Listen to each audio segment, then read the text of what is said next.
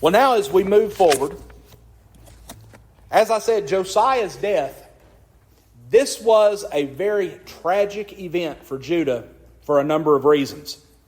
But the reason that stands out the most is because his death removed the last faithful leader that stood between Judah and destruction. He was the last faithful holdout among those in the line of succession of the kings. We could say that God was done waiting. God's patience had run out, and Judah's fall, just like her sister kingdom Israel, was about to commence. Well, after Josiah died from his wounds in battle. Yes, ma'am. How old was he when he died? I would have to do some math. He was 8 years old whenever he became king, and he reigned for 31 years. So he was 39, about 39 to 40 years old, something like that, when he died. Well, after Josiah succumbed to his wounds, the people went out and they took one of the sons of Josiah, a man by the name of Jehoahaz, and they named him as the king. They anointed him, they put him on the throne of Judah. Well, Jehoahaz, that name literally means God has seized. God seized him. He was the one that was put into this position. But it's interesting to me as we go through and we look at just the brief account of his life, something's going to happen with this man that's going to give his name even more meaning. Well, he was put on the throne of Judah at the age of 23 years, and he would only reign for 3 months. You may remember we've commented a few times, generally who were the kings that reigned the longest? The ones that were good. The ones who were faithful, that were being blessed by God. Who were the ones who generally reigned the least? The bad ones. The ones who the people turned their backs on, the ones who took action that really upset the people in some way. Well, just as we see with a number of these later kings, with Jehoahaz, we're also told about his mother. His mother was a woman by the name of Hamudal. Her name, and I find this interesting, her name literally means father-in-law is my protection. Father-in-law is my protection. We don't know really anything that indicates to us in the Scriptures why she was given that name. But more than likely, most of the names that were given, there was some type of special significance to that. And so there had to be some type of significance there, some type of significant relationship that led to her having this name. We're told that she was the daughter of Jeremiah of Libnah. Now, I want you to know this is not the prophet Jeremiah. This is a different man by the name of Jeremiah, because as we read in Jeremiah chapter 1 and verse 1, the prophet Jeremiah was not from Libnah. We're told that he was from a place called Anathoth, which was in the land of Benjamin. And so these are two different men. But let's talk about this place, Libnah, for just a moment. And I ask you to indulge with me just a moment on this, because we don't have a whole lot recorded about Jehoahaz. Libnah literally means whiteness or purity. And it's probably a reference to some type of natural landmark that would have been there in that nation. Most of the time, countries and different locales would have been named after some type of significant landmark. Well, in that part of the world, there were a lot of limestone cliffs. And a lot of people believe that it was given the name Libnah as a significance of that landmark that was there, that physical feature of the land. But we also find that this name was used several other times in the Scriptures. We go all the way back to Numbers chapter 33, verses 20 and 21, And we find that this was a name that was given to one of the camps of the Israelites while they were wandering in the wilderness.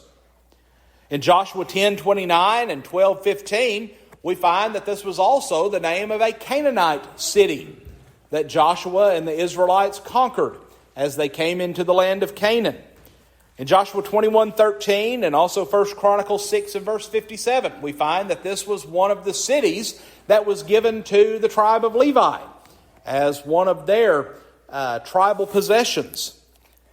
But also in 2 Kings 8 and verse 22, we find that this city, it revolted against Judah during the reign of Jehoram. But as we come to the reign of Hezekiah in 2 Kings 19 and verse 8, apparently it's been brought back into submission because it once again is a faithful city within the country of Judah. Now, why does all of that matter? Well, it's just kind of giving us a point of reference. This is something that was a place of great significance in this nation. A place that had a very long history among these people. And this was the place that Jehoahaz's mother came from. Libnah, Libnah. Libnah. Well, if you look at 2 Kings chapter 23 and verse 32, we find a vastly different description of Jehoahaz than we saw of Josiah. It says, Jehoahaz did evil in the sight of the Lord according to all that his fathers had done. Well, despite having a faithful father, he did not follow his father's example of faithfulness. He followed the example of his other ancestors, those who had turned away from God, those who had been unfaithful. So what happens to Jehoahaz? Well, during the reign of Jehoahaz, Pharaoh Necho, they're continuing in this battle against Babylon. He comes in and he takes Jehoahaz captive. He removes him from the throne of Judah and he imposes a tribute, a tax, so to speak, upon the land of Judah. And it was to be 100 talents of silver, which was basically the equivalent of $3.5 million in our modern currency. And also 1 talent of gold, which is about $4.7 million in our current currency. And so this had to be paid each and every year in order to continue to have the protection of Egypt. If they did not pay this tribute, Egypt was going to come in and go to war. And so this was something that the nation set out trying to observe, trying to keep. Well, after Pharaoh has removed Jehoahaz from the throne, there are some who tend to believe, and I think that there's some good credible evidence to support this. There are many who believe that the reason why Jehoahaz was removed from the throne was because he refused to pay the tribute. He refused to become subservient to another king. And most of the evidence supporting that comes from the fact that once Jehoahaz had been removed from the throne, Pharaoh himself chooses one of the brothers of Jehoahaz, a man by the name of Jehoiakim, and he, or as you see in some places, Eliakim. It's talking about the same man, just slightly different names. This man was chosen by Pharaoh himself to take on the role of king of Judah. Why do you think he was the one that was chosen? Any idea? He would pay. He would go along with whatever Pharaoh wanted him to do. And so he was placed upon the throne. And the last thing that we read about Jehoahaz is that he was taken captive back to Egypt. More than likely, he remained imprisoned and more than likely remained a prisoner in Egypt until the time of his death. We're not told when he died, how he died, where he died. But chances are, because he was taken back as a captive, a political captive, a prisoner of war, more than likely he was either kept imprisoned until he died, or quite possibly he was executed publicly there in Egypt. How did these folks, rulers, how did they acquire that kind of money? Well, we're going to see when we get into Jehoiakim, the way he did that was by taxing the people. He was going to go out there and he was going to impose a heavy tax upon the people because basically the coffers of the nation itself had been ransacked at this point. And so the only way they had to pay that was they had to tax the people in order to get the money to pay that. That's just hard for me to comprehend. That kind of 4.5, did you say, million in gold each year? Each year. That's just... It's hard to fathom. Yeah. It is. Look at our budget. Trillions. Yes, Trillions. That's to the moon. How many times? That's insane. it is. That we're supposed to pay. Every single person in the United States owes at least $200,000. Yeah. That's every single. That's man, woman, child, baby. That's insane. It is. It truly is. None of insanity is that way. Yeah. Things don't change. They just get bigger and worse. That's right. You know, people never learn the lessons of from history. I sure hope the United States don't send out notice of payment. That kind of money, I'm gone. I think a lot of us would be in trouble if that was the case. Well, you know what But- would happen? That would be the Civil War. Oh, yes, absolutely. Absolutely.